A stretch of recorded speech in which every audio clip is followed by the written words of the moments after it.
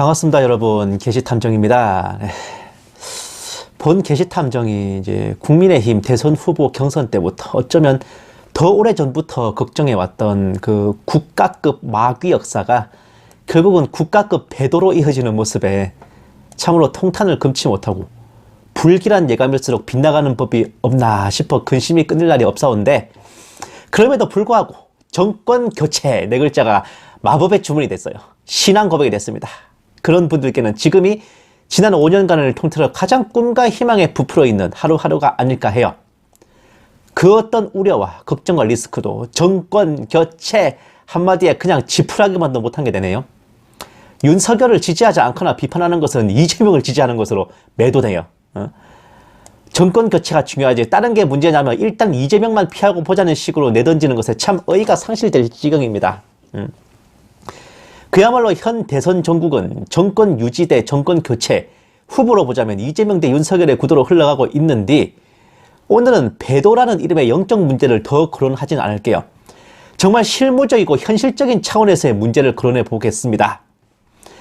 지금껏 신앙 고백을 하듯이 정권 교체를 외치는 분들께서 전혀 단 1도 생각하지 못하고 계신 부분들이 있는데 한번 진지하게 생각해 보셨으면 해요.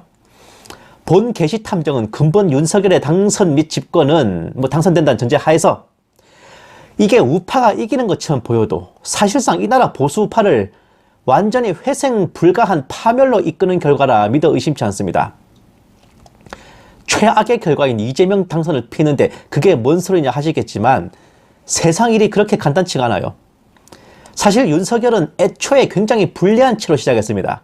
그가 원천적으로 불리한 이유는 그동안 탄핵 때부터 박근혜 대통령은 물론 우리 우파 진영에 저질러 온 폐악질인지라 정권 교체고 나발이고 간에 아예 그 사람 자체를 전혀 지지하지 않는 우파 국민들의 비중이 적지 않아요. 저 같은 사람들. 전체 우파 국민들 다 뭉쳐도 당선될까 말까 한데 원초적으로 윤석열을 거부하는 보수층이 제 생각에는 10에서 15%는 될 것 같은데요. 그러니까 그만큼의 마이너스를 안고 시작하는 거란 말입니다. 이런 이유로 그동안 윤 지지자들이 윤석열을 비판하는 분들께 우파 분열시킨다며 매도했던 것도 없잖아 있습니다. 그런데 만약 지금 같은 기세로 잘 흘러가서 실수로 이재명을 깨고 승리한다면 과연 그게 3.8광대일까? 정말 많은 분들이 착각하고 계신데 대통령 하나 바뀌고 정권이 교체됐다고 그 대통령이나 정권이 저절로 힘을 갖는 게 아닙니다. 물론 어느 정도 권력은 있겠죠. 근데 우리나라는요, 대통령제 시행하는 나라 치고 국회의 힘이 졸라 큽니다. 국회가 돌아서서 대통령과 행정부를 적대한다면 그 대통령 혼자 독고다이로 뭐 하기 굉장히 힘든 구조라 이겁니다. 계엄령을 선포해도 국회에서 풀 수 있어요.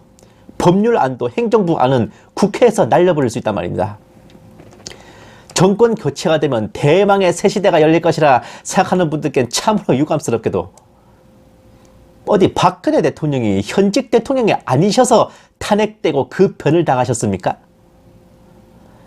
멀쩡히 집권에 있는 현직 대통령도 하루아침에 날려버리는 탄핵의 권한이 국회에 있단 말입니다. 보세요.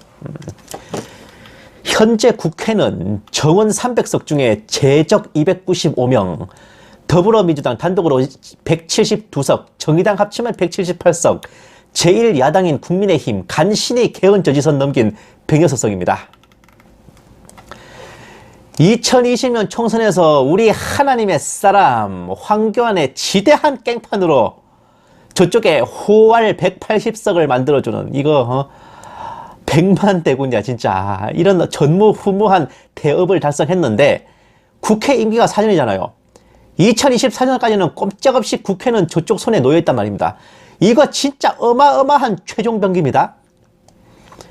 탄핵의 조건으로 보자면 탄핵 소추안 내는데 국회 재적 의원 3분의 1 이상의 발의가 필요하고, 탄핵 결의안이 통과되는데 국회 재적 의원 과반수 이상의 찬성이 필요하고, 이것을 현재 기준으로 환산하면 현 재적 의원 295명 중 98명 이상이 발의할 시 탄핵 소추안이 나오고요. 148명 이상이 찬성할 경우에 탄핵 의결이 돼요. 거기다 최종적으로 헌법재판관 8명인가 9명인가 중에 6명 이상이 찬성하면 대통령은 파면, 댕강, 잘린단 말입니다.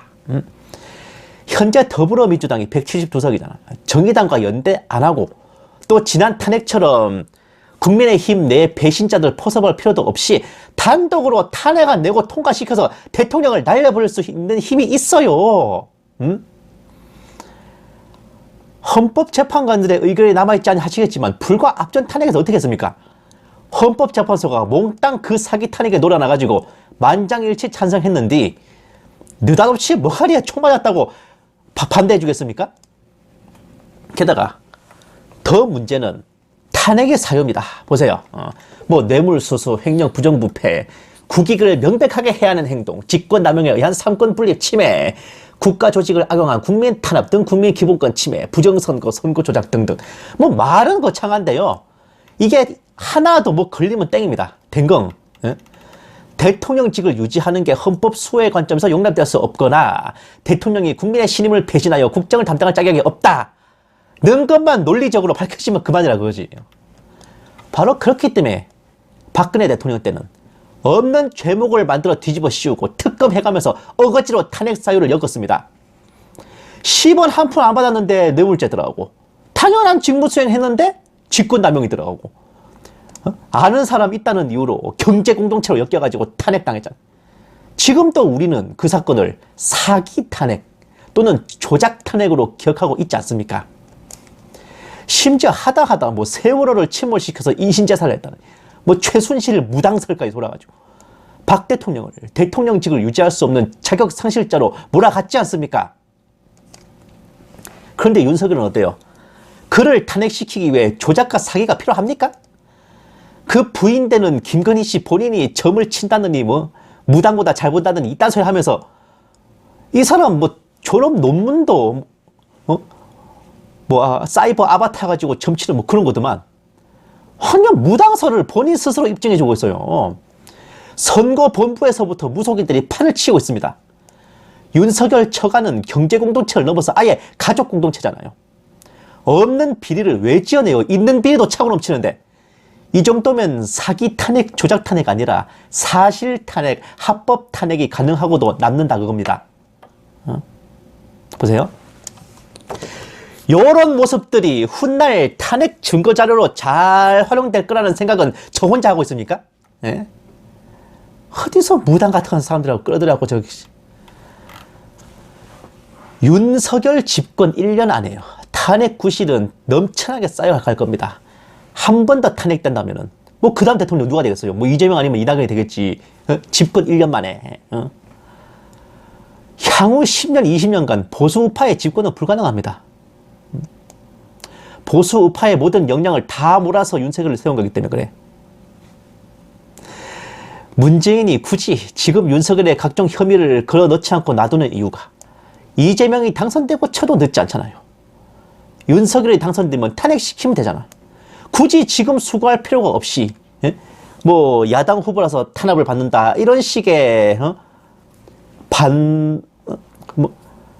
이런 식의 뭔가 반박과 반론을 당할 필요가 없는 거 아닙니까?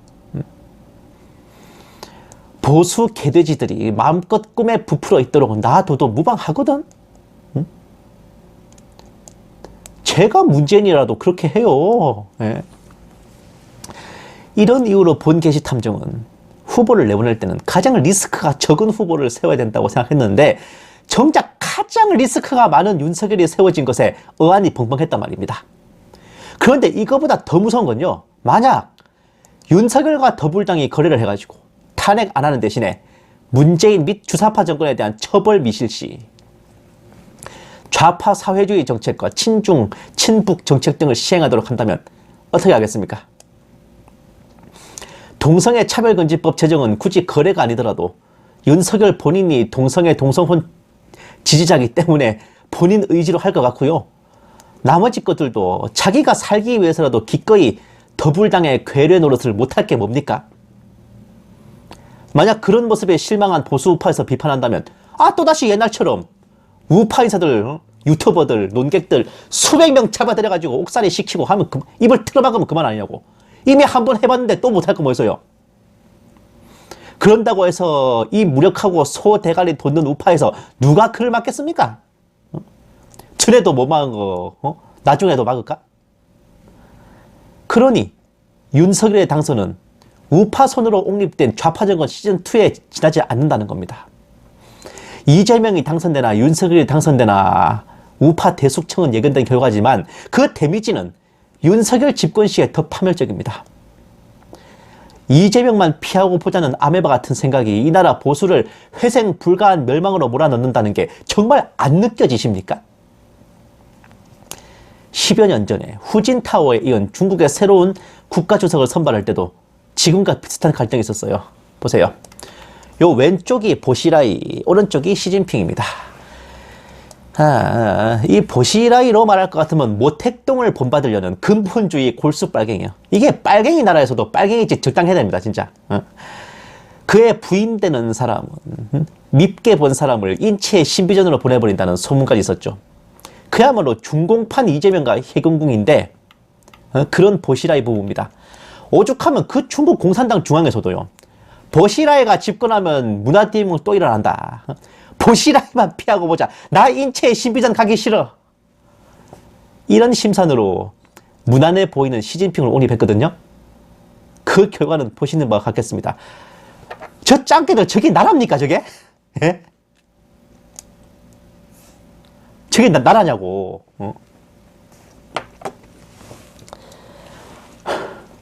아무개만 피하고 보자 하는 심산으로 돌이킬 수 없는 선택을 했다가는 어떤 결과가 나오는지는 이웃나라 짱깨, 중국만 봐도 견적 안 나오지 않습니까? 꼭 그 누군가만 피하고 보자고 할 때 그 누군가의 대체품이 꼭 그 사람이어야만 합니까?